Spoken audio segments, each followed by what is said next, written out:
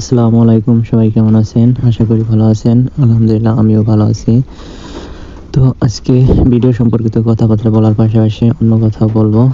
তো এটা একটা বড় ভিডিও, আশা করি সবাই শুনবেন। আর আমার পেজটায় লাইক, কমেন্ট এবং ফলো দিবেন। তো সবাইকে অনেক ধন্যবাদ আমার পাশে থাকার জন্য।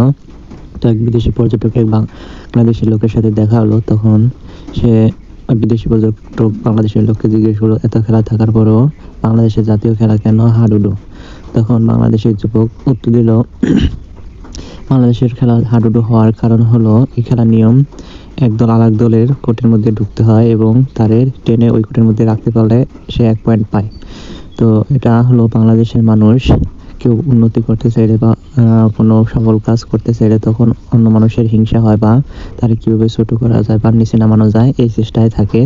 তো এই কারণে বাংলাদেশের জাতীয় খেলা হাডুডু। বিষয়টা কমেডি হলেও বাস্তবিকতে দেখা যায় যে হ্যাঁ, বাংলাদেশের মানুষের চরিত্রটা একটু অন্যরকম।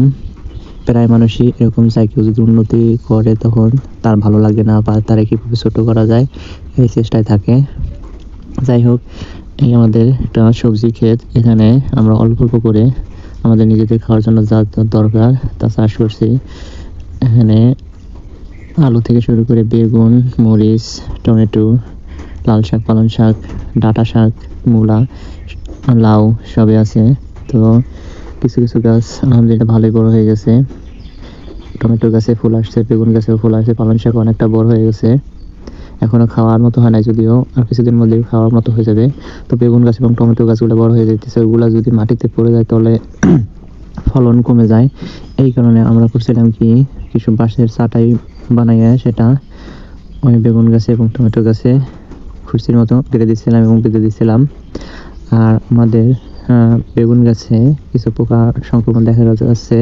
বেগুন গাছে পোকার আক্রমণ একটু বেশি হয়, এই জন্য কীটনাশক জাতীয় ওষুধ প্রতি 3 বা 4 দিন পর পর দেওয়া উচিত। আর এরকম যদি স্প্রে না করা হয় তাহলে এটার গাছের পাতা বা ডগা এবং ফল সবই নষ্ট করে দেয় পোকামাকড়ে।